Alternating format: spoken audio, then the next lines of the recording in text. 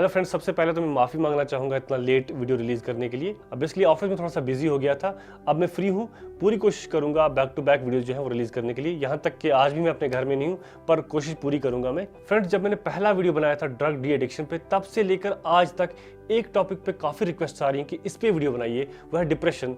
और जो बिल्कुल भी मुझे अच्छा नहीं लगा, क्योंकि ऐसे टॉपिक्स पे अगर इतनी सारी रिक्वेस्ट आ रही हैं, that means something is not very good. Friends, आज की इस वीडियो में मैं पूरी कोशिश करूंगा आपको ये समझाने की कि डिप्रेशन बेसिकली है क्या, ब्रेन की इसमें क्या इन्वॉल्वमेंट है और डिप्रेशन से बचने के सॉल्यूशंस क्या है। थोड़ा सा आज पेशेंस दिखाइएगा, वीडियो थोड़ा सा लेंथी हो सकता है। उसकी वजह यह है कि डिप्रेशन के डिफरेंट काजेस हैं और उन डिफरेंट काजेस के सोल्यूशन भी डिफरेंट होंगे। तो मैं पूरी कोशिश करूंगा उन डिफरेंट काजेस पे और उनके सोल्यूशन पर डिस्कस करने की। तो आप प्लीज़ थोड़ा सा मेरे साथ बने रहिएगा। तो चलिए शुरू करते हैं। मेरा नाम है सजाद खान और आप देख रहे हैं खान स्पीक्स।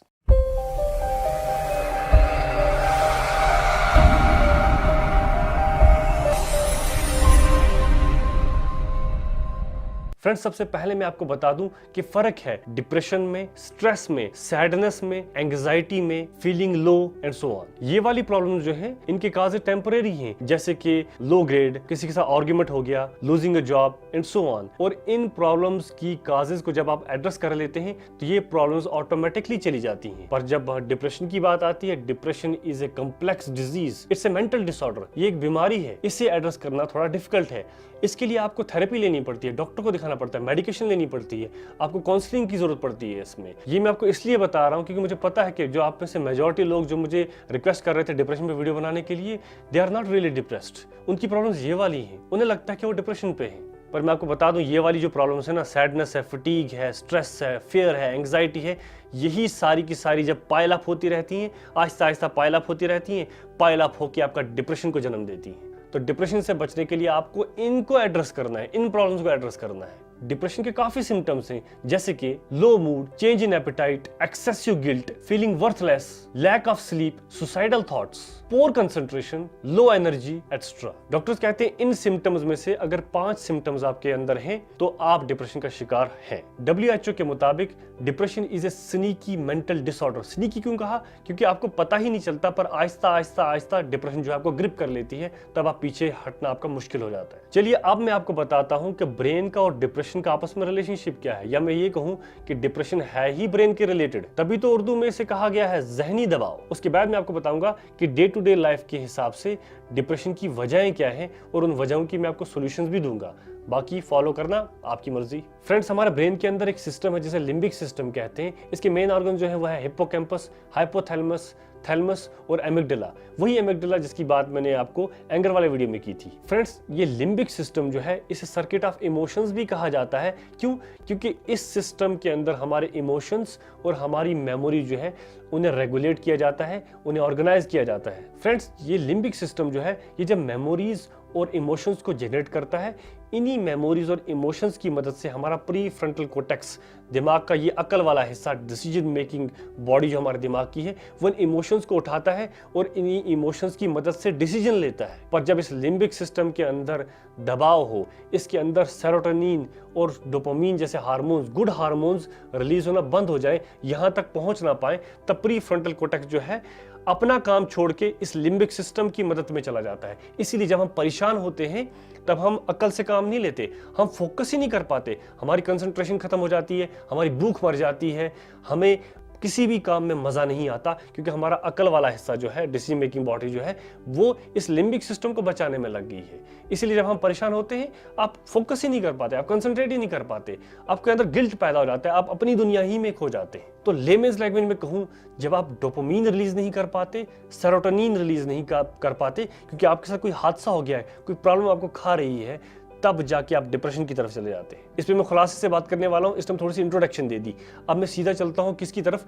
काजेज की तरफ। अब देखते हैं डिप्रेशन की वजह क्या क्या है, आपकी वो कौन कौन सी अप्रोच है जिसकी वजह से आप स्ट्रेस में आ जाते हैं, एंग्जाइटी हो जाती है आपको, आप ओवर थिंकिंग करने लगते हैं, आपको रात को नींद नहीं आती, खाना खाने का मन नहीं करता, आप फोकस कंसंट्रेट नहीं कर पाते एंड सो ऑन। और उनके सोल्यूशंस क्या क्या है? देखिए, अगर डिप्रेशन की वजहों को मुझे एक सेंटेंस के अंदर एक्सप्लेन करना पड़े तो मैं यही कहूंगा कि डिप्रेशन की जो वजह है वो ये है, when your demands exceed your resources and your time तब आप डिप्रेशन में चले जाते हैं।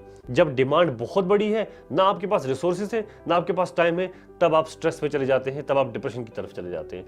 हाँ, कुछ ऐसी चीज़ें भी हैं इसमें जो इस हेडिंग के अंडर हम नहीं रख सकते। जैसे कभी कभी हादसा हो जाता है हमारे साथ, फैमिली में किसी की डेथ हो जाती है, या अपना कोई साथी खो देते हैं, तब भी हम झटके से डिप्रेशन की तरफ चले जाते हैं। उस गम से हम बाहर निकल नहीं पाते। उस पर भी कोशिश करूँगा थोड़ा सा बताने की। तो पर बाकी जितनी भी हमारी अप्रोच से वो सारी की सारी इसी हेडिंग के अंडर आती हैं। तो इसमें सबसे पहली और सबसे कॉमन वजह जो है वह है पैथोलॉजिकल वरी, मतलब excessive and unrealistic worry about something. जब आप ओवर थिंकिंग करने लगते हैं, किसी चीज को लेकर ज्यादा परेशान होने लगते हैं, रिजल्ट्स को ओवर एस्टिमेट करने लगते हैं, उसे कहते हैं पैथोलॉजिकल वरी। ये भी आपको परेशानी की तरफ धकेल देता है। मिसाल के तौर पर पूरा साल आपने पढ़ाई नहीं की और अचानक से एग्जाम आपके सामने आ गया, 1 महीना है, अभी एग्जाम हुआ ही नहीं, पर ऑलरेडी आपने ओवर थिंकिंग शुरू कर दी। यार अगर रिजल्ट्स जब होंगे, अगर मैं इस पर रिपेयर हो गया, तैयारी तो मैंने की नहीं, तो अगर ग्रेड्स कम आ गए, फेल हो गया, दोस्तों के सामने बेइज्जती, रिश्तेदारों में जलालत, माँ बाप के सामने भी नाराजगी, तो आप परेशान होना शुरू कर देते हैं। ना आपको नींद आती है, ना आप फोकस कर पाते हैं। या मिसाल के तौर पर आजकल की माओं को मैंने देखा, बच्चों को स्कूल भेज दिया,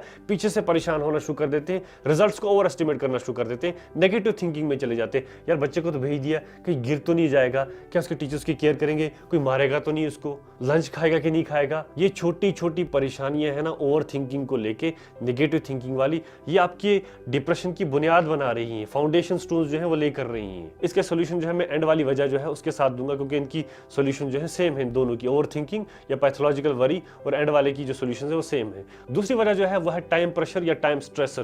पूरा साल आप बैठे रहे, कामकाज कुछ किया नहीं, अब वो काम जो आपको 1 साल के अंदर करना था, 1 महीने के अंदर करना है या 1 हफ्ते के अंदर करना है, टाइम है नहीं। अब आपके ऊपर प्रेशर आएगा, स्ट्रेस आएगा, फिटीग होगी, डर बैठ जाएगा, ओवर थिंकिंग करने लग जाएंगे आप, और गिल्ट आपके अंदर आएगा कि काश मैंने पूरा का पूरा टाइम वेस्ट नहीं किया होता।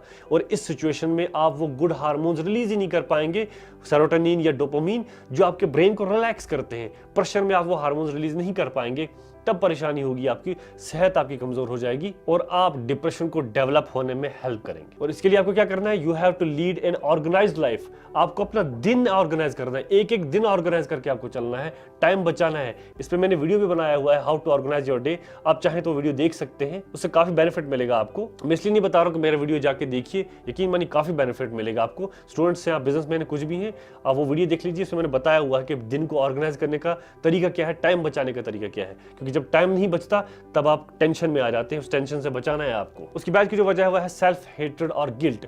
आपसे कुछ गलती हो गई, आपने टाइम मैनेज नहीं किया, एग्जाम में पढ़ नहीं पाए, कुछ और छोटी छोटी गलतियों को आप उठाते हैं, उन गलतियों को एज एविडेंस यूज करते हैं आप, और अपने आप ही को कोसने लगते हैं, यार मैं ही किसी काम का नहीं हूं, मैं बेकार आदमी हूं, फैमिली पे बोझ बना हुआ हूं, मेरी जिंदगी तो बर्बाद है, एंड सो ऑन। ये चीजें जो है, ये परेशानियां जो है, ये आपको डिप्रेशन की तरफ धकेलती हैं। और अपने आप से नफरत उसी आदमी को होती है, गिल्ट उसी को होता है जो टाइम को ऑर्गेनाइज करके नहीं चलता है, जो अपने मजहब से दूर होता है। रिलीजन का बहुत बड़ा रोल है, ये भी एक वजह है। एक वजह क्या, सबसे बड़ी वजह जो है डिप्रेशन में जाने की, वो आपका रिलीजन भी है। लैक ऑफ रिलीजियस नॉलेज बहुत बड़ी वजह है जो जिसकी वजह से आप डिप्रेशन में जाते हैं। बीइंग ए मुस्लिम, मैं इस्लाम ही की बात करूंगा क्योंकि बाकी मजहब के बारे में मुझे इतनी नॉलेज है नहीं, मैं ऑफेंड नहीं करना चाहता किसी को भी गलत इंफॉर्मेशन देके। पर हाँ, रिलीजन जो है लगभग जो है सेम रोल प्ले करते हैं। जो नॉन मुस्लिम है वो भी इससे मतलब रिलेट कर सकते हैं। बीइंग ए मुस्लिम में यही कहूँगा कि जब आप नमाज नहीं पढ़ते ना, जब आप कुरान नहीं पढ़ते, रोज़ा आपने रखा नहीं, छुप के रोज़े खा रहे हैं, उससे भी गिल्ट पैदा होता है। क्योंकि डीप इनसाइड आप जानते हैं कि आपका रब आपसे नाराज़ है, आपने उसे नाराज़ करके रखा हुआ है। ये आपका रिलीजन जो है आपको एक होप देता है, और रिलीजन का एक सहारा होता है, एक उम्मीद होती है, विश्वास होती है। आपसे कुछ गलती हो जाती है या आपने मेहनत की पर फेल हो गए किसी काम में, आपको विश्वास होता है कि यार मेरा रब ऊपर बैठा है, अपनी तरफ से मैंने मेहनत की, अब जो कुछ हुआ वो अल्लाह की मर्जी से हुआ, तो उससे सुकून मिल जाता है, आपका दिमाग ट्रिक हो जाता है। ट्रिक क्या हो जाता है, ये हमारा एक विश्वास है कि जो कुछ होता है अल्लाह की मर्जी से होता है। पर जब आपको मजहब की कमी है आपके अंदर, रिलीजन की कमी है आपके अंदर, तो डिप्रेशन की तरफ तो जाने ही वाले हो। मजहबी आदमी, रिलीजियस आदमी, अल्लाह ताला पे यकीन करने वाला आदमी डिप्रेशन में जा ही नहीं सकता। उस पर विश्वास रखें, कुछ भी हो रहा है उसका सहारा लें। आपको रिलीजन की तरफ जरूरी जाना है, रिलीजन इज एक्सट्रीमली इंपॉर्टेंट। अपने मजहब पे जाइए। अब मैं ज्यादा इस पे रिलीजन पे बात नहीं करूंगा, मैं कोशिश करूंगा न्यूट्रल रहने की, पर किसी भी मजहब के हैं आप अपने मजहब को फॉलो कीजिए ताकि आपके अंदर गिल्ट ना हो, अपने आप से नफरत ना हो। डिप्रेशन से सबसे बड़ा हथियार डिप्रेशन से बचने का वो रिलीजन ही है। अपने रब पे यकीन करें आप। उसके बाद वाली जो वजह है उसे कहते हैं हर्ड मेंटलिटी, भेड़ बकरियों वाली मेंटलिटी। जस्ट बिकॉज 10 आदमी ये कर रहे हैं मुझे भी यही करना है।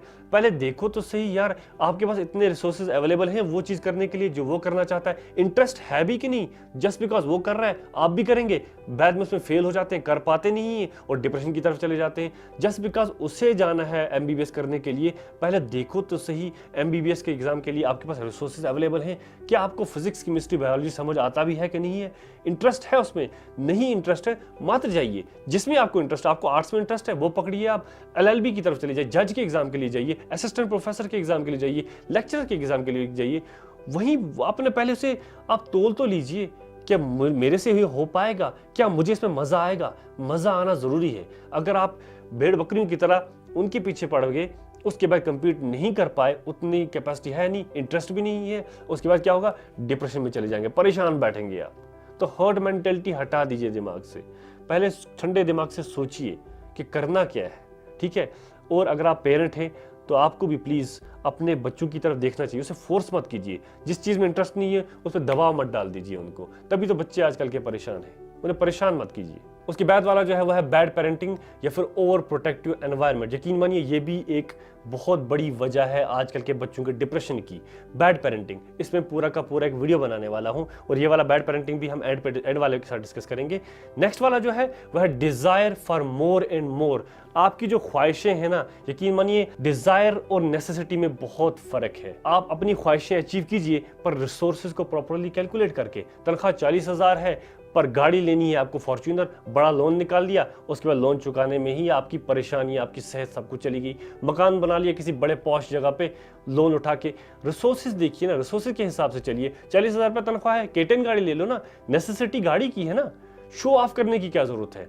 40-50,000 रुपये तनख्वाह है पर आईफोन लेना है, नेसेसिटी के हिसाब से 12-13,000 का मोबाइल लीजिए। मैं मिसाल दे रहा हूं आपको। आप शो ऑफ करने के चक्कर में भी अपना बहुत बड़ा नुकसान कर देते हैं और उसकी वजह से होता क्या है, फाइनेंशियल इंस्टेबिलिटी आती है। और ये डिप्रेशन की बड़ी वजहों में एक वजह है financial instability. You should be economical. कंजूस होना इज समथिंग डिफरेंट। कंजूस होने की जरूरत नहीं है, कंजूस आदमी जो है he will not have any respect in the society. पर कंजूस होना and being economical, there's a difference. You should be economical. हिसाब किताब से चलिए, जितनी चादर है उतने ही पैर फैलाइए, बाद में परेशानी से यही बचाएगा। अब सबसे आखिरी और सबसे बड़ी वजह जो डिप्रेशन की है वह है सोसाइटी। यकीन मानिए जितनी भी हमने वजह देखी डिप्रेशन की वो सारी की सारी सोसाइटी के साथ ही रिलेटेड है। जो आपने फजूल के कस्टम्स और कल्चर्स को फॉलो करना शुरू कर दिया, कंपटीशन को रेस के साथ आपने रिप्लेस कर दिया, नेसेसिटी को आपने शो ऑफ के साथ रिप्लेस कर दिया, सिर्फ किस लिए, अपने रिलेटिव्स, अपने पड़ोसी, अपने सोसाइटी वालों को खुश करने के लिए, दिखावे के लिए। यही तो आपको परेशानी की तरफ धकेल रहा है। जो ये बच्चा आज पैदा होता है उसके माँ बाप लग जाते हैं उसकी शादी के लिए सामान जमा करने में। बच्ची को ब्याह के दूसरी घर में ले जाओ, वहां पे उसके चाचा, मामा, फुप्पी सबके लिए एक एक सोने का आइटम लेके जाओ। ये नॉन रिलीजियस कल्चर जो हमने पाल के रखे हुए हैं ना, इन्होंने हमें परेशान करके रखा हुआ है। जितने भी बंदे इस टाइम मेरा वीडियो देख रहे हैं ना, अगर मैं आपसे ये सवाल पूछूं ना कि क्या आप इन कस्टम्स और इन कल्चर्स को फॉलो करना चाहते हैं, दिल पे हाथ रख के कोई भी एग्री नहीं करने वाला, कोई भी एग्री नहीं करने वाला। पर नहीं, कल्टीवेट करते हैं हम तब भी, मेंटेन हम ही कर रहे हैं, तभी तो परेशान हो रहे हैं। ये जो परेशानियां हैं ना आज सोसाइटी के अंदर, इन्हें हमें खुद पैदा किया है, अब पाल भी रहे हैं। अरे किन लोगों को खुश कर रहे हो आप? अब अपनी खुशी देखो ना, फैमिली की खुशी देखो, अपने रब को खुश रखो। रिलीजन की तरफ जाओ ना, कल्चर्स की तरफ क्यों जा रहे हो, कस्टम्स की तरफ क्यों जा रहे हो? रिसोर्सेज उतने हैं नहीं पर प्रॉपर्टियां बनानी है, क्यों? क्योंकि रिश्तेदारों के सामने भी मुंह दिखाना है। अरे क्यों खुश कर रहे हो? अरे एक ही तो जिंदगी, वही परेशानी में निकल जाएगी। अगर आप एक स्टूडेंट है, कोविड-19 की वजह से पूरा साल नहीं पढ़ पाए, आप एग्जाम आने वाले, आप परेशान है, तो मैं आपको बता दूं कि पूरी दुनिया में कोविड-19 की वजह से कोई नहीं पढ़ पाया। रेस में दौड़ने की जरूरत नहीं है अपने रिलेटिव्स को खुश करने के लिए। अरे किनको खुश करना चाहते हो? वो लोग जो हड्डियों और गोश्त के बने हुए, उनको खुश करना चाहते हो? उतनी ही मेहनत करो जितने में आपकी ये क्लास पास हो जाए, बस सिर्फ पास कीजिए इसको। डिस्टिंक्शन लाने की जरूरत नहीं है। अपनी सेहत को मत मारिए। At the end of the day you are going to be all alone, याद रखिएगा। और सेहत नहीं होगी ना तो वहां पे सहारा भी कोई नहीं देने वाला।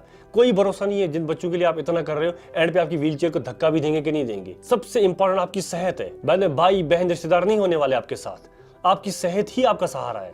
परेशानी की वजह से अपनी सेहत को मत मारिए। रेस में दौड़ने की जरूरत नहीं है। इस क्लास को पास कर लीजिए। और गॉड फॉरबिडन अगर फेल हो गए, जब रिसोर्सेज नहीं थे, पढ़ नहीं पाए, तो क्या हुआ?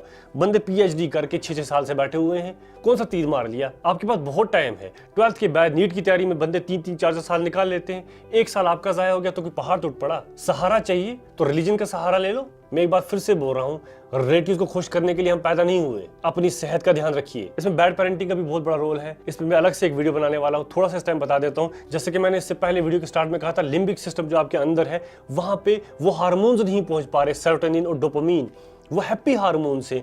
वो हार्मोन्स तब मिलते हैं, जैसे हैबिट माइंड वाले वीडियो में मैंने आपको बताया था, ये हार्मोन्स तब रिलीज होते हैं जब आप कोई अच्छा काम करते हैं, जब आपके अंदर एक सेंस ऑफ एक्म्प्लिशमेंट जनरेट होती है, कुछ अचीव कर लिया आपने, तब ये हार्मोन्स रिलीज होते हैं।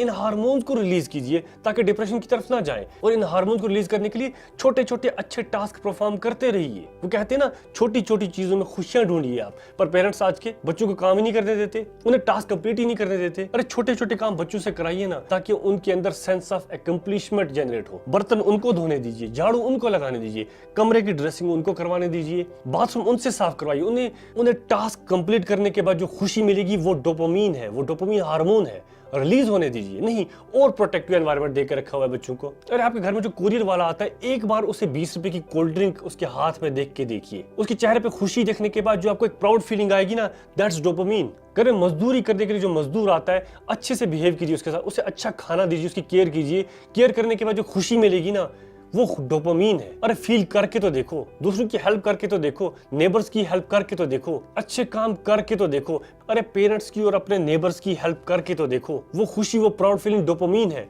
डोपामिन रिलीज होगा तभी डिप्रेशन से जान बचेगी आपकी। छोटी चीजों में खुशियां ढूंढिए। टाइम को प्रॉपर्ली ऑर्गेनाइज करके अपने टाइम पे टास्क जब आप कंप्लीट करेंगे ना, आपको खुशी मिलेगी, सुकून मिलेगी। वो डोपामिन है, वो सेरोटोनिन है। टाइम पे नमाज पढ़िए, सुकून मिलेगा, वही डोपामिन है। कुरान पढ़ने के बाद जो सुकून है वो डोपामिन है, क्योंकि डीप इनसाइड आप जानते हैं कि आपने एक बहुत अच्छा काम किया। सेंस ऑफ अकम्प्लिशमेंट अचीव होता है। नमाज पढ़ना भी एक अकम्प्लिशमेंट है, क्योंकि आपको पता है कि ये ड्यूटी है, ड्यूटी परफॉर्म की मैंने अपनी। ऑफिस जाते हैं, जो लोग आप पे डिपेंडेंट हैं, उनका काम अच्छे से कीजिए, आपको सेंस ऑफ अकम्प्लिशमेंट मिलेगी। जब आप अपना काम अच्छे से नहीं करेंगे, डिले करेंगे, किसी को झूठ बोलेंगे, आज आना कल आना, डीप इनसाइड वो गिल्ट आपके अंदर रहता है। आप मानो ना मानो, दिमाग खटकता रहता है, गिल्ट रहता है कि मैंने गलत काम किया।